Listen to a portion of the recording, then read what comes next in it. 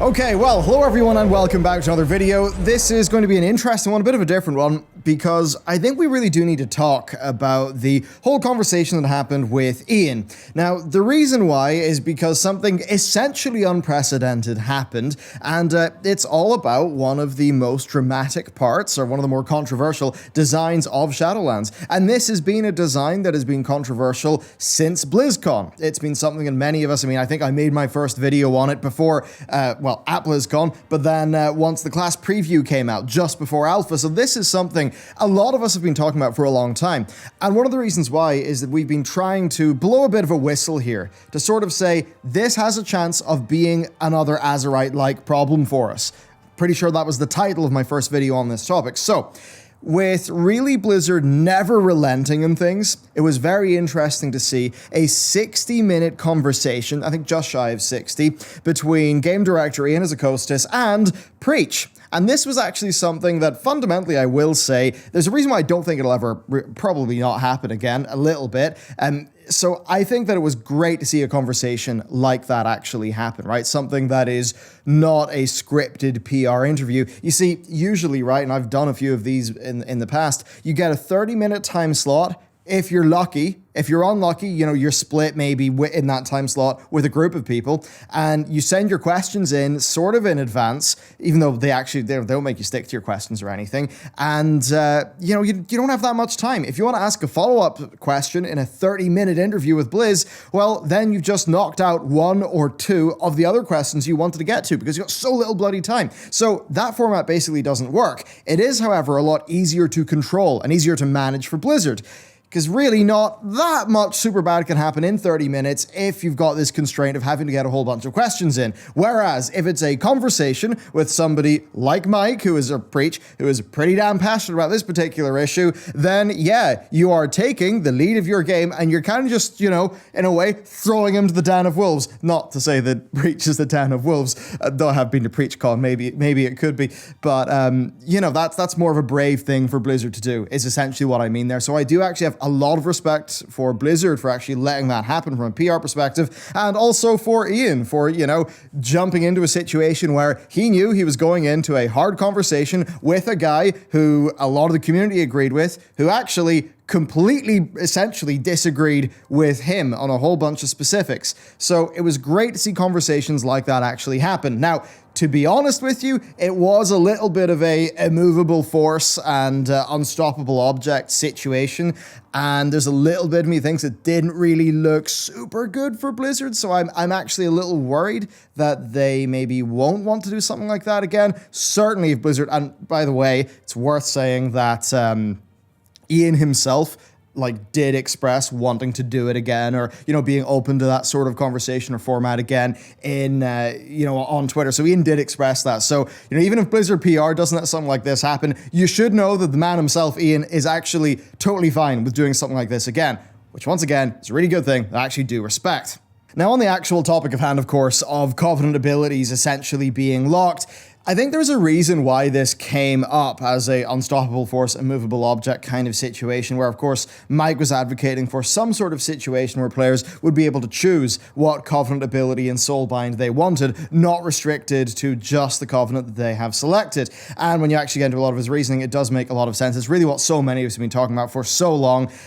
So there's that, right? Now, the other side of that from Blizzard is they really have designed this from the ground up to be this way. Now, Ian has said that they would be able to decouple your Covenant ability choice from, from the actual Covenant that you are, pledged to, but that is an absolute last resort. And that, things like narratively, the expansion has been built such that we are making this Covenant choice, and that those abilities are tied to that choice. Now, I would sort of say there, to Blizzard, that, actually, they could have the exact same story and they could just sort of loosen up that rule just for the gameplay mechanics and have every single other part of the Covenant thing, be something you're locked into. But anyway, look, I think the Blizzard are super sort of stuck in a way to where they wanted that system to be. I think the Blizzard is overestimating their ability to actually get it done right in terms of balance. Look, just about every system Blizzard has put into the game, they have said it would be well balanced, and then it has not been well balanced. Look at corruptions, look at Azerite, look at essences.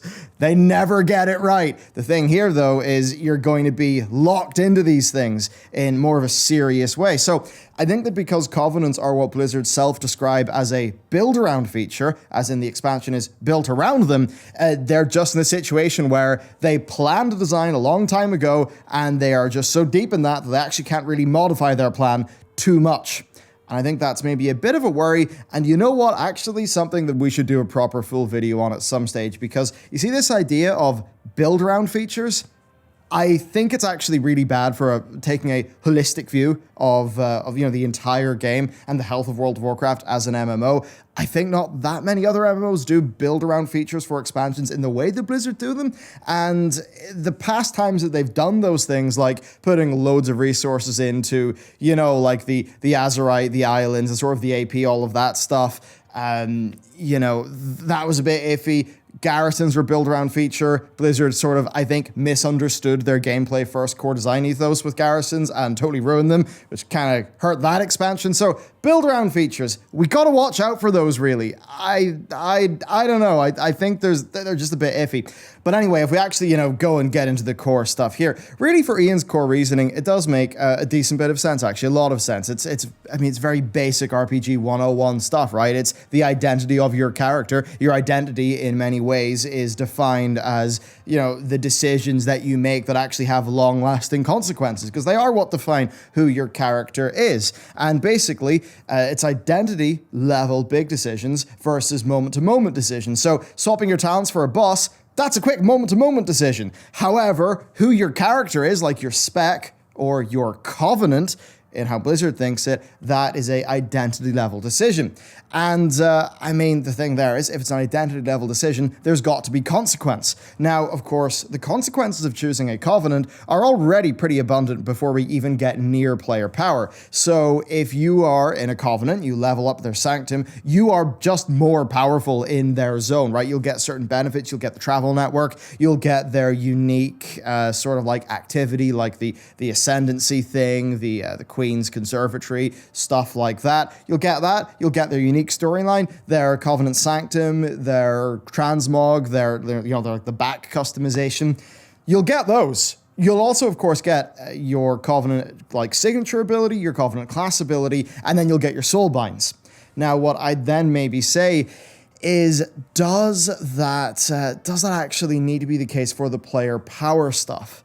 Is the cost of making the class design of this expansion a part of that Covenant choice actually worth the upsides of making it an identity-defining consequence of that Covenant choice? And I think this is where we get into extremely interesting territory because, well, Blizzard stick to gameplay first. It's like one of the things that's actually written outside their office. And they stick to that really rigidly.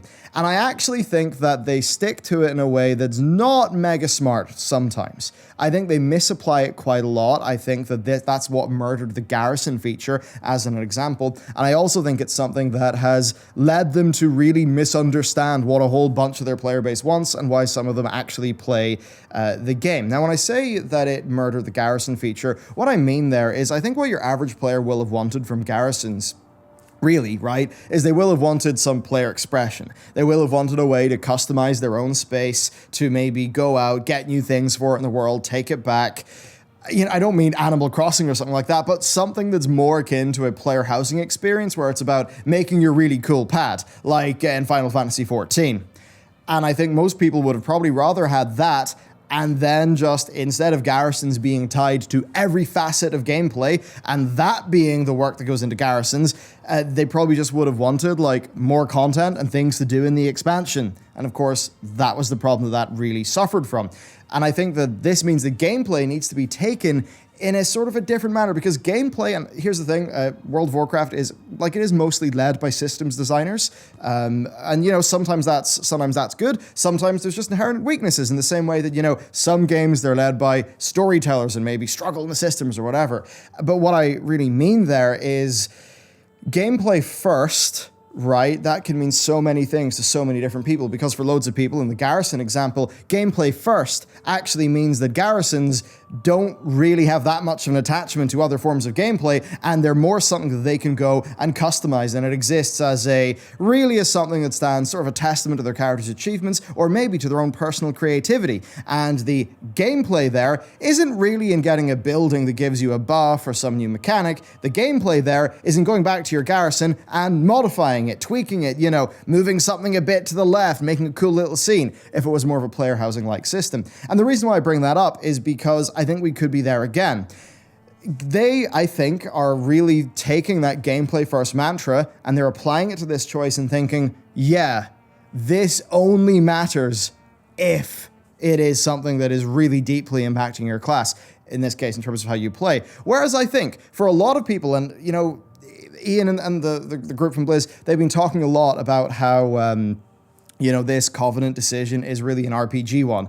And I would then say, yeah, and I think a lot of the people who really, care about WoW as an RPG in a more traditional sense, not to overload the term, but, what they kind of, I think, want is that experience where they go to their Covenant, they actually do get locked in. And I don't think that those people necessarily want that ability, the abilities and the player power being sliced up. And it's that sort of thing where a gameplay impacting choice doesn't actually need to impact how your character plays, because to many people, going after a different type of armor set, a different type of mount, and going through a different storyline is actually gameplay affecting enough. I think sometimes Blizzard take gameplay first and they take a really plain read of that and decide, actually, yeah, this has got to impact your classes because that's the gameplay that matters. And then there's a bit of me that thinks, well, is that the gameplay that just matters to the top brass at Blizz, but not necessarily all of the players? I would then sort of think things about that. Now, Ian talked about how if you have lots of freedom, it means you always make the perfect choice, and that if that's the case, there's no real choice at all. And this is actually something that I do agree with. If you can always change your talents and everything about your character to be perfectly optimized for every single boss you do, you're actually never making a choice there, really. You're just doing the obvious thing at every stage, because there's no real, there's no consequence to making that choice, right? You can just sort of always make that choice for free, and suddenly you're not really thinking, you're just sort of doing what, a spreadsheet or a bot or something like that tells you. So I think that is interesting, but I would then say that while that reasoning does make a lot of sense logically, I think that, say, their PvP gear vendor reasoning, which basically was, people would buy gear from a vendor in a certain order anyway, so how about we remove the vendor and give it to them just one choice a week, right? Like a ration ticket system for gear. So with that, it's a situation where what is the perfect choice on paper that Blizzard thinks might be the perfect choice might not be the perfect choice for the player to make. And that's where the PvP gear thing comes in, and how Blizzard fundamentally misunderstood how I think human brains work and how they think. Because that's a situation where, yes, if you are just doing PvP and nothing else, like in if it was the Burning Crusade, sure, you would probably buy most of your gear from the PvP vendor in a certain order. But you might not, because you might get a bit of gear from somewhere else, and then suddenly you want to make a different choice. And it turns out your freedom there actually does matter a fair bit in how you engage with your character. Of course, that's something Blizzard misunderstood with the PvP system of Battle for Azeroth, and it's just a situation where it's players are actually emotional. They can like things because they are because they're cool, because they want them. And I think when we apply that to the things I was talking about earlier, you get into this interesting situation where it's yeah, that's actually a pretty major choice for loads of people, even if you don't tie those abilities to it. Because again, it's taking this, and I'm purposefully trying to not go from the min-maxing endgame players sort of side of things here, because I think that this actually does impact a whole bunch of other players. I don't think they maybe know it yet, but I think it does. That's why I'm really trying to go for this different angle where, yes, that choice does have a consequence in terms of what your character has got access to, but it's a situation where I don't think that they are gaining much from that consequence, because to most players, the choice actually does matter even without those abilities. I really do think that it does. I think that those abilities being tied into that choice does not matter for most people, doesn't have a big benefit, therefore we're incurring a whole bunch of penalties, and really for not that much of a good reason. And this is actually where a bit of me actually thinks that saying min-maxer all the time is almost a straw man. Look, it's not just that. That's kind of my point here. That's a really easy way to say, oh, you know, the people who care about this are just the min-maxers. They're always going to do 500,000 island expedition runs because they, I don't know, want to fight for a limit or whatever.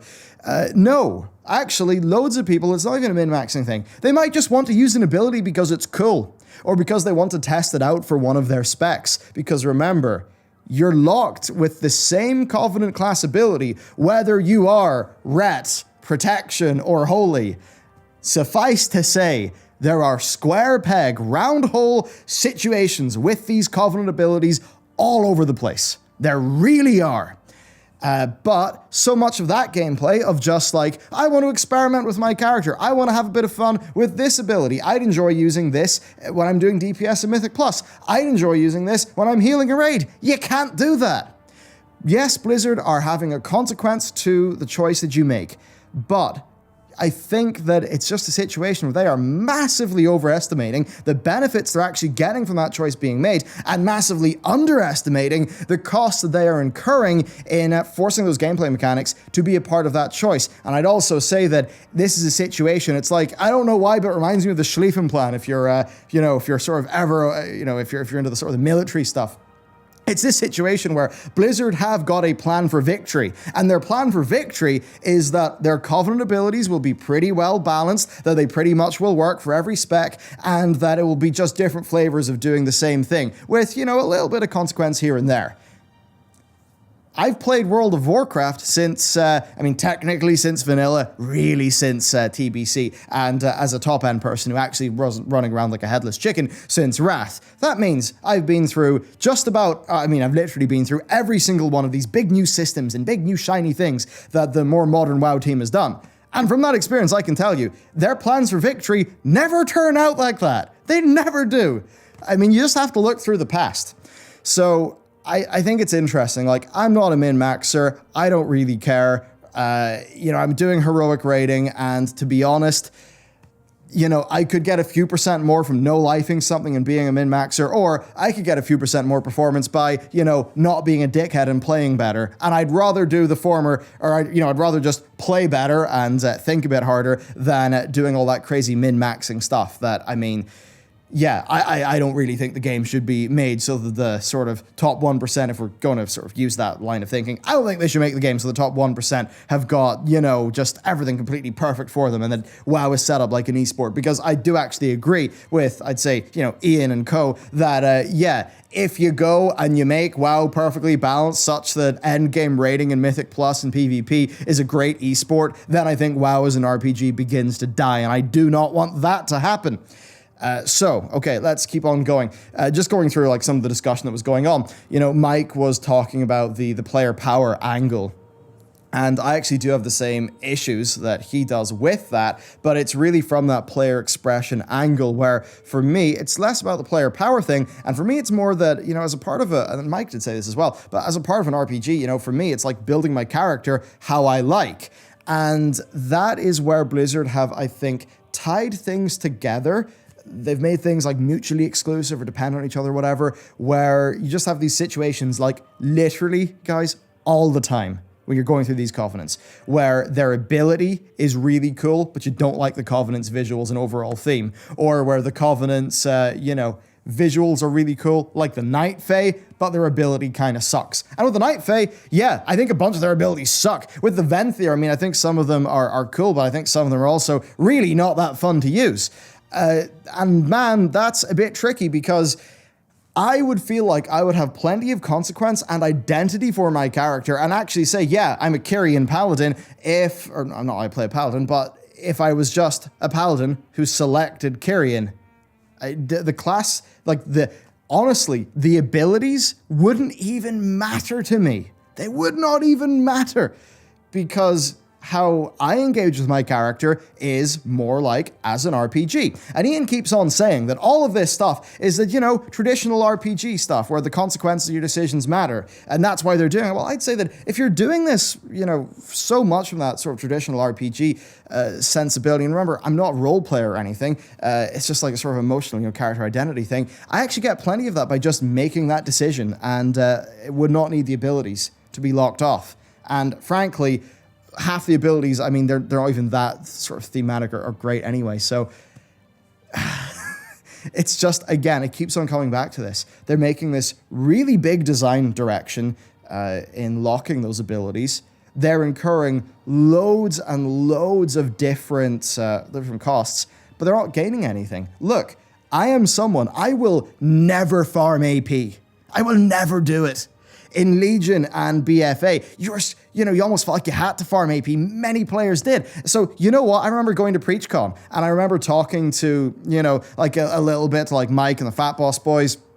They were talking about the things they had to do. And I was just, there's a bit in my head, I was like, bloody hell, lads, I don't know if this game's good for you. That doesn't sound fun at all.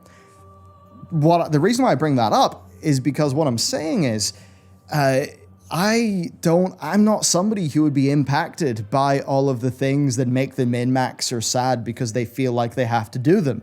I would not personally be impacted by that, but there is still a reason why I disagree with the locking of the Covenant abilities, those abilities to the Covenants. That is essentially my point. Again, it's that thing of incurring massive costs. They're really not getting that much benefit. I'm the person who generally does actually agree with, here's the thing, right? Basically, I almost entirely agree with Ian in principle and sort of philosophically speaking. The problem is reality. And that is the problem that always just beats Blizzard into a pulp, right? It's always no plan surviving contact with the enemy that gets Blizz. And I really think this is going to be another example of that.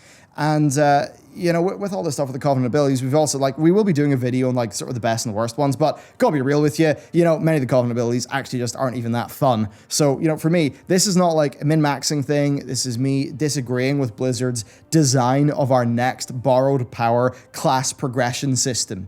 I think that the class progression is something that you should just be able to choose. It should be a core part of your character. I think it'd be really easy. I think it could be like, oh, cool, well done, Mawwalker, you've really helped us serve the purpose. I think that's really cool. We've had a chat with the Covenants, and you can actually use the powers of the Shadowlands to fight our shared enemy, the Jailer. And through that, you could still pledge to a Covenant, but you could maybe go to some building in Oribos that's, full of the lads who are your soul binds, and, just swap between them. And you could have the exact same system, and it would just work. Literally, it would just work. It really would. There would be basically no downsides to that. Yes, there would be less consequence to your decision, but, that consequence is actually not getting you that many benefits, I think, for the vast majority of players, because for most people, it already feels consequential because it is a bit of the identity of their character. What, Covenant they're in, what, what endgame, minigame they do, what travel network they get, all that theme stuff. That already is there, so we don't need to incur all these silly costs just because. We're Blizzard Entertainment. We've read that it says gameplay first outside our office, and that just like how we totally misunderstood that with Garrisons, thinking that absolutely everything had to be gameplay and the most plain, simple read of it instead of, in a sort of a more emotional read of how your players actually interact with your game as a role-playing game, as an RPG, where actually it turns out just building your base based on things you do outside of your base is just cool, and maybe you don't need to tie in every single gameplay aspect of your whole expansion into one build-around feature. Again, build-around features, man, we're going to have to talk about them at some stage, aren't we? But yeah, basically, we're doing this whole thing right now for really not that much benefit, and I'd say an outsized negative, and it's really, it's this negative on higher-end players that also gains just about nothing for lower-level players. So then I'm just kind of wondering, who actually benefits from this? I mean, I get it, there's loads of people in the comments of this video who will just be default positive for Blizzard on this one, right? They will see Ian's philosophical, pretty well thought out philosophical points, or principle-based points, and they'll agree with those. But then I would say that is something where, yes, and if we were taking that, we might agree with what Ian said about Azerite and that BlizzCon. But then, of course, it hits reality. The rubber meets the road, and then the problems happen. And that's just what keeps on happening with World of Warcraft. And, we're doing all of these things, incurring all of this risk. Okay, let's even just say that it could go really well, could go mediocre, or could go quite badly. But it could go in all of those directions. So we're going to bundle that sort of realm of possibility into one word: risk. We're going to say that there's a decently high risk situation. I think most people could agree with that. So this risk is a cost. We are incurring this cost of risk. What are we getting in? What are we getting benefit for this? Because, I mean, it's only impacting one class-wide ability that, of course, is something that is small on paper but large in its consequence. We're impacting that, and, you know, that's really it, like that. And, you know, you got this weird situation where, just by the way, here's another reality, future reality for you. Blizzard actually designed 4 abilities for your class. Maybe it would be cool if you could use them. Because right now, the intent is actually that they design 4 abilities for your class, you test a few of them when you're leveling, and then you just have one for the rest of the expansion. Just going to say that by the time patch 9.3 hits, or 10.3, or well, yeah, like 9.3 hits, what if players are tired of their current Covenant ability, want to shake it up?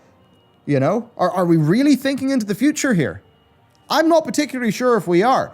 And I have to then wonder, you know, will patch 9.2 open up the system again? And then we'll all be like, great, Blizzard had a big problem and then they fixed it way too darn late, just like with all of patch 8.3. Very cool. And I mean, on that, like, Ian even talked about the idea of, you know, because you can only really test your Covenant abilities when you're leveling, and, you know, that's nothing, because what if you want to do it in PvP raiding, Mythic Plus, or anything like that?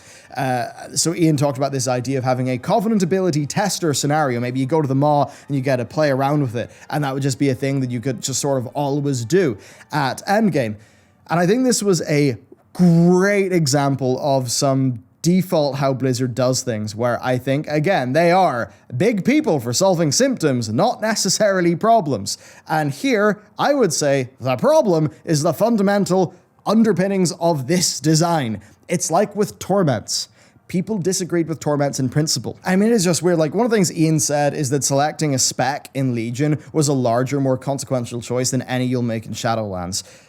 And I thought that that was a weird place to take it. I think Mike did as well. But I think it was really missing the point. Because the whole thing is, in Legion, we all, like, make that spec choice no matter what, because we've got to play a spec. And once you've actually made that choice, you get the full library of opportunities of everything that your spec can possibly have. What this situation is, this is people talking about an additional choice, past making their spec choice, that is a long-term modifier on the spec that they are playing. You know, it feels like a talent that you've got to lock into at the start of an expansion. And from going through Shadowlands, I'm going to tell you, it does. If you're going to go into the comments and drop some default Blizzard is right thing, there's a good chance you've not played this system. Trust me, this just feels like you're being locked into a talent, and not even that good of a talent, because it's class-based, not spec-based. So I really think this is fundamentally different to, I mean, maybe in the player experience of it, to how maybe even Blizzard sees some of it. And I actually think that this goes further against what players would expect from their character's sort of design, right? Sort of on Ian's point there, it's like, you expect to be playing your spec and then to get everything there for your spec, and that's like all the choices you're making, whereas here they are actually taking a bit of your spec, a bit of the intended borrowed power progression of your class and spec in this expansion, and they're just sort of locking you into one for the entire duration of the expansion, with a heavy penalty for, you know, sort of switching out of that into another choice and then back into the original one, even though it's a situation where I just said that from a spec perspective, and I think we could all understand that from a spec perspective. But then if you play 2 specs of your class, maybe a healer and a tank, oh boy, very high chance that that one class-based Covenant ability that you have for both of those just doesn't fit either that well. Because trust me, that happens across this whole system to a pretty large degree. Anyway, continuing through the points that Mike and Ian covered, there was also the pug point, right? That example, or, you know, that situation where you've made the wrong choice, so the pug gets rid of you. And I thought this was kind of interesting because actually I think both Ian and Mike were pretty much completely right. Ian was basically saying, if you have a total freedom of choice and then you make the wrong choice, then people will judge you harshly. And I think that's totally right, because yeah, if you could make whatever choice you want and you purposefully don't make the right choice, yeah, people will, like, they'll see more intentionality in the decision that you made. And a lot of Ian's point there was saying that because your Covenant is such a massive, big choice that you're locked into, that's not really much of a thing.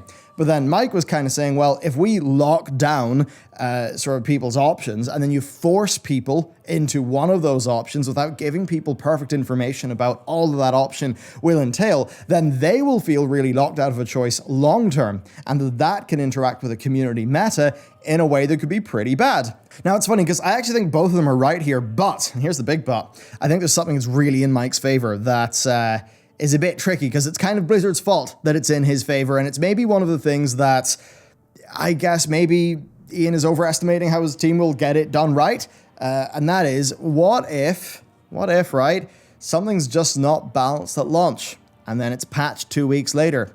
That literally happens all the time.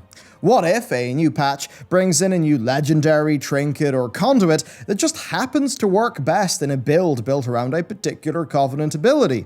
Well, that's going to be really tricky for people who are in other Covenants, and stuff like that happens all the time.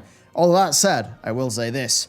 Play in a guild. Pugging sucks. Most of these problems go away if you're playing in a guild and your guild is not stacked full of dickheads. Next then, Blizzard think that the benefit of player power being tied into that Covenant choice is worth the cost. Now, as for the explanation of that, I don't think Ian ever gave a good answer other than the choice matters, games are about choices that matter, and identity level choices are ones that have downsides and upsides that you're locked into over the long term. But that's kind of it. I don't think that a good cost-benefit analysis of this was performed on that stream. And I think that's why quite a few people felt that it was not a...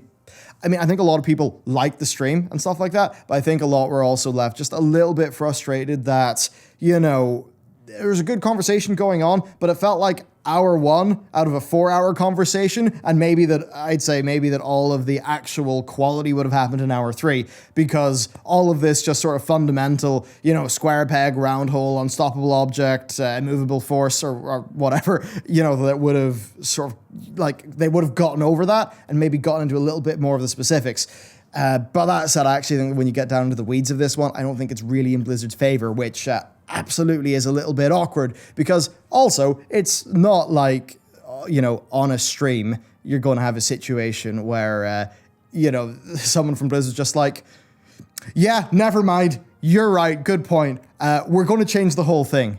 And it would actually be really unfair to expect that, and it would also be, and this is another angle, it would be really bad leadership to announce that to your team on a stream with a community member. Because what should happen is that conversation happens, and maybe more conversations happen at work, and then there's some sort of, you know, all hands meeting for like the class design team or whatever, and then that's when that decision is made. It can't just be made on a spot on a stream. So you do have to have very realistic sort of opinions of what is possible through something like this.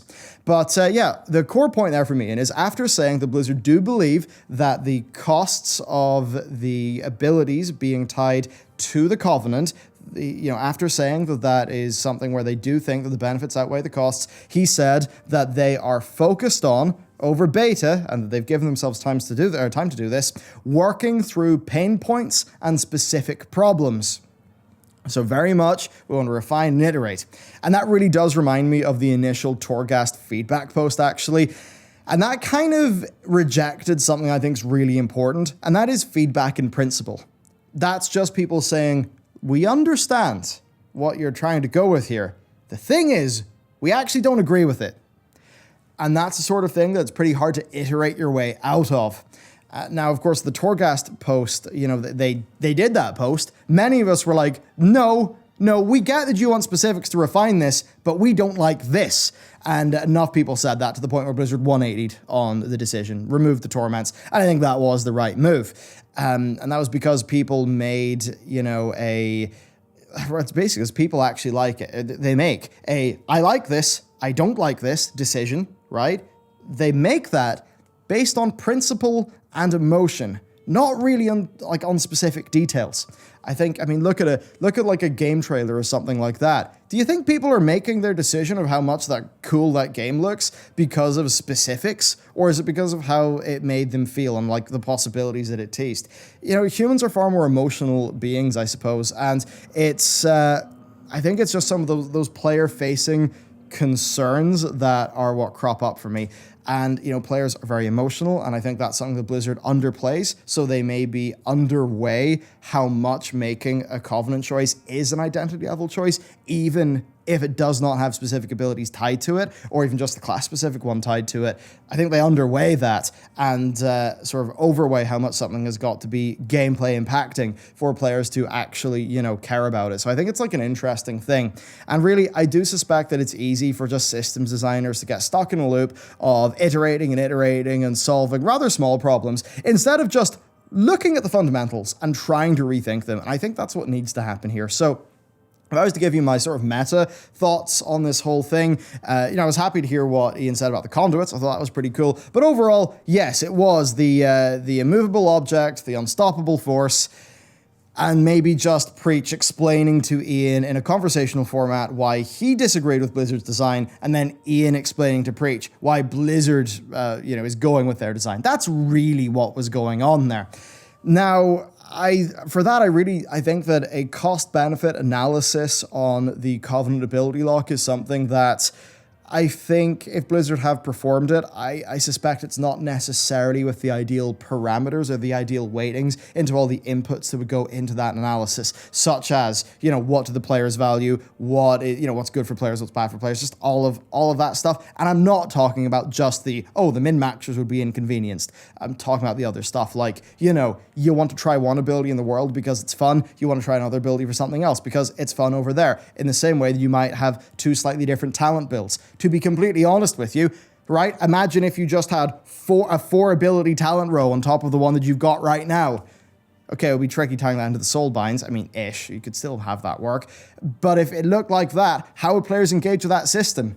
They would start to have fun with it because they'd be trying out these different abilities, using them in different scenarios and building their characters in different ways, especially, say, with different legendaries, and the game would be deeper in a way that I actually think would be a lot more fun and have a lot more player expression. But I don't think that cost-benefit analysis, if it has been performed, I mean, obviously has been, come on, it's a big company. I don't think it's been performed in a way that is perhaps in line with your average Joe playing the game, to be completely honest with you. Because, I mean, I do think that WoW has just kind of got a lot of top-end feeling systems designers in it, and I think that just leads to the game being steered in a certain direction. And I know that to the people on the team, if they hear that, it will feel like a personal targeted thing. I say that from the perspective of literally sort of being caught in that loop myself and, wasting probably just shy of 100 grand in wasted time. Because instead of looking at fundamentals, I try to continually iterate on heavily systems-driven stuff, which ended up being a really stupid idea. So I get that is a trap that it's so easy to fall into when so much of your life and your day job is thinking about these systems and thinking about these designs and how they click together. Another thing I would say, World of Warcraft is more designed like Destiny 2 than a MMORPG. Now, you might then think, are you absolutely bloody insane? Destiny's a shooter. No, wait a second. Destiny has raids, it has dungeons, it has Mythic Plus, it has PvP. It basically has all of those systems. And what I mean is that Destiny, if you just strip out the gameplay and stuff like that, what Destiny 2 is it is a gameplay-focused, it's like a gameplay-focused, instanced weekly activity game, right? That's what most of World of Warcraft has ended up being at the end game these days. Now, I love how the Covenants actually bring more of the RPG into it through their campaigns and their cosmetics and their unlocks and all of that stuff. I think that's great. But in terms of how so much of World of Warcraft is actually played, it's closer to Destiny 2 in that it is about getting your high-efficiency weekly shinies and sort of optimizing your character. And I think that what I really mean when I bring this up is that there is a clash in design from old school RPG to sort of new school game. And that really it's when those things clash that it all just gets a little bit weird and a little bit tricky. And I think that's kind of what's going on here. I think Blizzard have designed this game in a way where the Covenant ability lock system that they want is just going to run into fundamental problems. How do they fix that? I'm not exactly sure. To be honest, if I was in this situation, what I'd probably just do is in that room where you choose what Covenant you're going with in Oribos, You've got this like character who's kind of like a speaker for the Arbiter. You know, I just have it so you could go in there and maybe that's where you choose what Covenant class ability you want, right? Maybe it's a situation where the Covenant ability, like the signature one, the generic one you have, like turning into a little fox and running fast and having a blink for Ardenweald, maybe that is just locked to your Covenant. But the actual class-based one, could you just not choose that ability? You know, at that NPC in Oribos, and then after you choose that ability, you get to choose which soulbind for that ability you want. I mean, does that not make a lot of sense? I mean, especially maybe in a world where, you know, the conduits are operating in a way where they're not destructible and not some sort of hyper scarce resource.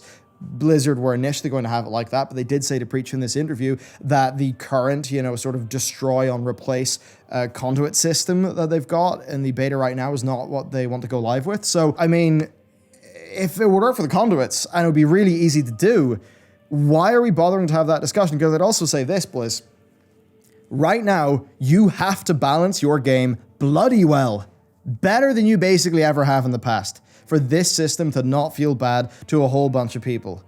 But guess what? If you just gave people the choice, sure, you know, you would have this situation where there might be the right choice sometimes. Boo-hoo, fine, people can just go make that choice and get whatever ability they want for the min-maxers. But there's also a bunch of people who aren't those min-maxers. And maybe they could just choose whatever they want based on what is fun. This is actually a thing where it would solve, or would just knock out a whole bunch of birds with one stone, where everyone would just get the choice of what is fun. And if you are a min-maxer and you are somebody who is perhaps struggling with Blizzard's wonky balance of their game in different contexts sometimes, then yeah, fine. You can just swap whatever ability you want. Especially if it's the case where maybe, you know, you're a Venthyr paladin and, you know, that may be a bad example, but whatever it is, where, you know, your healer Covenant ability is really great, but then when you move into tank or DPS, it's not that great. I mean, that's not a problem if you could just swap that around. Do you see what I mean here? There's a bit of the old, it's again, I always say KISS, right? That old adage you're always told, KISS, keep it simple, stupid. Just the idea of sometimes just do the simple thing, just get it to work and move on. And this is where I'd maybe say, Blizz, you know what? Shore up a few of your Covenant abilities, make them more fun, you know, like Blessing of Seasons thing that we had with the Paladins going on. Yeah, fix all those problems. Just give people the choice. Because if you just give people the choice, then a whole bunch of problems that you are going to have when this actually hits live will, you know, they'll technically still exist, but they won't matter. And I know that the idea of making a part of your game sort of not matter for those min-maxers kind of sucks and feels bad, but I think it's basically fine. You know, as Mike said, maybe you want to go with the slappy hands Necrolord, you know, ability when you're doing some content and something else for the other. And here's the thing, maybe you'll want to do that as a min-maxer depending on what content you're doing. Or maybe you're just going around the world and yeah, you want to use your big slappy hands, your big slappy abomination hands because it's fun. And because you want to do a really big gigapool and that's just how you're playing the game. But maybe you want to do something else later when you head into the maw and you're playing the game in a different context. You want to rebuild your character. You know, kind of like you're going to town and you're going back to town, you're sort of refitting your character before a new adventure takes place, you know, like D&D or a classic RPG. I don't think the ability lock is, I do see how it makes sense from what Blizzard want, but I also think that the cost-benefit analysis is not in its favor. I think it's incurring a massive amount of risk for essentially almost zero gain, and I just think this is a conversation we don't even need to have. I think this is such a waste of time and energy. You know, when we've been looking through the class changes, some class changes will be in our upcoming video about things that I'm hyped about. Some of the class changes, including how they are just not going far enough for many of them, are going to be in our video of things that we're worried about for Shadowlands.